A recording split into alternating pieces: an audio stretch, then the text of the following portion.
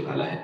पिछली बार असफल हुए चंद्रयान 2 से सीख लेकर भारत ने बनाया है पहले से ज्यादा बेहतरीन स्पेसक्राफ्ट, जो चंद्रयान 3 मिशन के तहत चांद को अपनी मुट्ठी में कर लेगा।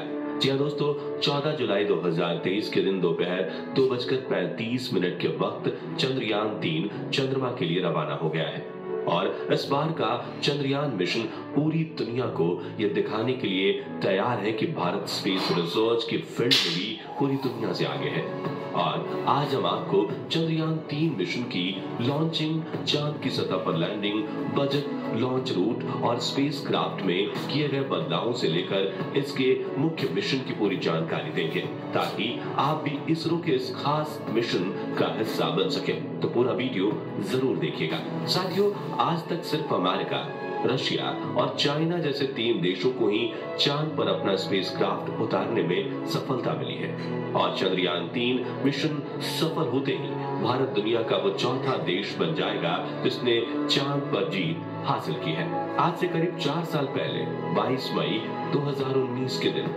भारत ने चंद्रयान 2 को चांद पर भेजने की कोशिश की थी और इस देश यही आस लगाए बैठा था कि चंद्रयान 2 मिशन सफल हो जाएगा। मिशन के शुरुआत में सब कुछ सही चल रहा था और 7 सितंबर के दिन चंद्रयान 2 चंद्रमा की सतह पर उतरने ही वाला था कि तभी चंद्रमा की सतह से सिर्फ 2 किलोमीटर की ऊंचाई पर विक्रम लैंडर से हमारा संपर्क टूट गया और हम चांद पर लैंडिंग करने में असफल हो गए।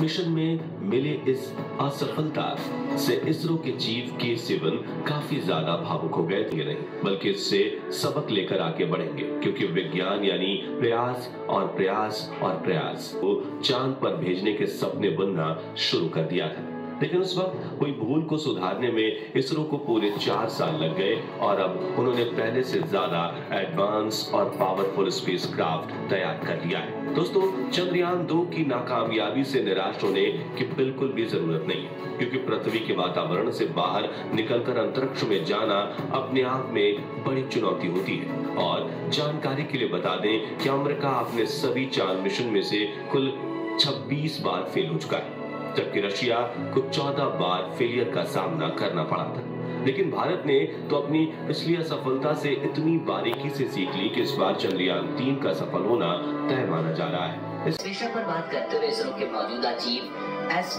सोमनाथ ने कहा कि चंद्रयान 2 मिशन में भले ही हम असफल हुए थे, लेकिन बड़ी बात यह है कि हम इससे सीख लेकर आगे बढ़े। आगे उन्होंने कहा कि असफलता मिलने का ये मतलब बिल्कुल नहीं कि हम कोशिश करना ही बंद कर दें। चंद्रयान 3 मिशन से भी हमें बहुत कुछ सीखने को मिलेगा और इस बार हम इतिहास रच देंगे। साथियों, 14 जुलाई के दिन दोपहर के 2:35 पर इसरो आंध्र प्रदेश के श्रीहरिकोटा स्थित अपने सतीश धवन स्पेस सेंटर से अपने चंद्रयान 3 को लॉन्च कर दिया है। इसरो के मुताबिक चंद्रयान 3 को उसी रास्ते से चांद भेजा जाएगा जो चंद्रयान 2 का था। साथ ही इसे चांद के दक्षिणी ध्रुव पर ही उतारा जाएगा, जहां पर चंद्रयान 2 को उतारा जाने वाला था। यानी हम यूं कह सकते हैं कि चंद्रयान 3 अपने पिछले साथी चंद्रयान 2 का बचा हुआ मिशन पूरा करेगा।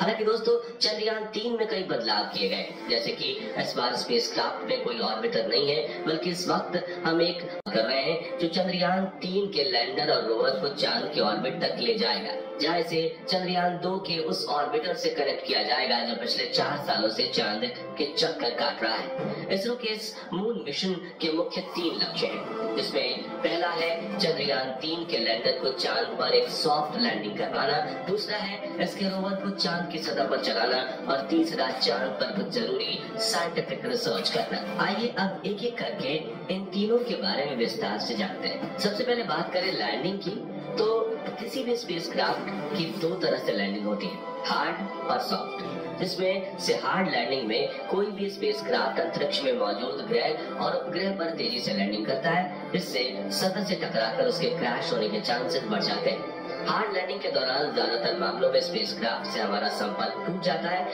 या फिर वो एक जगह पड़े रहते हैं और यही दिक्कत चंद्रयान 2 के विक्रम लैंडर के साथ भी हुई थी। अब कोई भी स्पेस एजेंसी अपने स्पेसक्राफ्ट की हार्ड लैंडिंग नहीं करवाना चाहती, लेकिन कई बार तकनीकी दिक्कतों की वजह से ऐसी लैंडिंग हो जाती है और ज्यादातर मामलों में मिशन फेल हो जाता है। दूसरी तरफ सॉफ्ट लैंडिंग में कोई भी स्पेसक्राफ्ट ग्रह और उपग्रह पर बिल्कुल धीरे धीरे उतरता है, जिससे उसके डैमेज होने के चांसेस कम हो जाते हैं। और चंद्रयान 3 के लैंडर विक्रम को भी इस बार सॉफ्ट लैंडिंग के लिए तैयार किया गया है, जिससे इसके पार्ट्स डैमेज नहीं होंगे और ये अपना मिशन पूरा करके फिर से उड़ान भरकर ऑर्बिटर से आकर जुड़ जाएगा। दूसरे लक्ष्य यानी कि रोवर को चांद की सतह पर चलाने की बात करें तो इसके रोवर का नाम प्रज्ञान रखा गया है, जिसे लैंडिंग के बाद चांद की सतह पर उतार दिया जाएगा। इस रोवर में कई सारे नेविगेशन कैमरा, एनर्जी के लिए सोलर पैनल और कम्युनिकेशन के लिए एंटेना लगाए गए हैं और इसका वजन करीब 27 किलोग्राम है। ये चांद की सतह की डेटा कलेक्ट करके लैंडर को भेजेगा और लैंडर इस डेटा को ऑर्बिटर को भेजेगा, जहां से ये डेटा इसरो के ग्राउंड रिसर्च सेंटर पर पहुंचेगी। अब इस मिशन के तीसरे लक्ष्य यानी रिसर्च की बात करें तो चंद्रमा 3 का लैंडर चांद के उस दक्षिणी ध्रुव पर लैंड करेगा जहां आज तक कोई स्पेसक्राफ्ट नहीं गया। यहाँ पर लैंडर और रोवर मिलकर चांद के तापमान की जांच करेंगे, चांद पर होने वाली भूकंपीय घटनाओं की जांच करेंगे, साथ ही ये चांद के वातावरण में गैस और प्लाज्मा की जांच भी करेंगे। इसके अलावा कई सीक्रेट साइंटिफिक रिसर्चेस भी किए जाएंगे। कुल मिलाकर इस मिशन से इसरो चांद की वो डेटा कलेक्ट करेगा जो चांद पर मानव बस्ती बसाने की कोशिश को एक और कदम आगे ले जाए। साथियों, चंद्रयान 3 का लैंडर चांद पर एक लूनर दिन तक रहेगा, जो कि धरती पर 14 दिनों के बराबर होता है। तो इसके बाद ये फिर से उड़ान भरकर ऑर्बिटर के पास आ जाएगा। इस मिशन का बजट 615 करोड़ बताया जा रहा है। इतने कम बजट में चांद पर जाकर इतने बड़े मिशन को अंजाम देना वाकई में काबिले तारीफ होगा। बता दें कि चंद्रयान 3 स्पेसक्राफ्ट का कुल वजन 3900 किलोग्राम है, जिसमें से प्रपल्शन मॉड्यूल 2148 किलोग्राम और लैंडर मॉड्यूल 1752 किलोग्राम है। आइए दोस्तों, अब जानते हैं कि चंद्रयान 3 धरती से लेकर चांद का सफर कैसे पूरा करेगा। तो चंद्रयान 3 के स्पेसक्राफ्ट को रॉकेट से जोड़कर इसरो ने अपने LVM-3 लॉन्च व्हीकल से जोड़ दिया और ये मिशन LVM-3 के इग्निशन से शुरू हो गया। फिर ऊपर पहुंचने पर इसके अगल बगल लगे S-200 रॉकेट अलग हो गए और आगे चलकर पेलोड को कवर करने वाले को खोलकर भी अलग कर दिया जाएगा। रॉकेट का दूसरा चरण भी अंतरिक्ष में आगे पहुंचकर मेन स्पेसक्राफ्ट से अलग हो जाएगा। जिसके बाद तीसरे चरण में क्रायोजेनिक इंजन चालू कर दिया जाएगा, जो चंद्रयान 3 को चांद तक ले जाएगा। फिर ये स्पेसक्राफ्ट धरती के कई चक्कर लगाते हुए पृथ्वी से दूर होता चला जाएगा और एक इलिप्टिकल ऑर्बिट में चांद को अप्रोच करेगा और कुछ देर बाद पृथ्वी के गुरुत्वाकर्षण के दायरे से बाहर होकर चंद्रमा के परिक्रमा पथ पर प्रवेश कर लेगा। चांद के ऑर्बिटर में पहुंचते ही लैंडर को प्रपल्शन मॉड्यूल से अलग करके चांद की सतह की ओर भेज दिया जाएगा और सतह के नजदीक पहुंचते ही इसके थ्रस्टर्स ऑन कर दिए जाएंगे ताकि इसकी रफ्तार को कम किया जा सके और ये चांद की सतह पर सॉफ्ट लैंडिंग कर सके।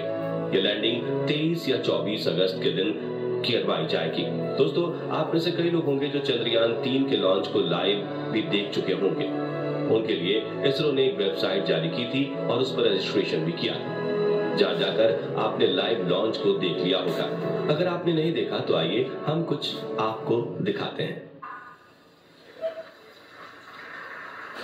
Liftoff normal. Here we have of LVM-3 M4 rocket carrying India's prestigious Chandrayaan 3 space. तो दोस्तों, अगर आप भी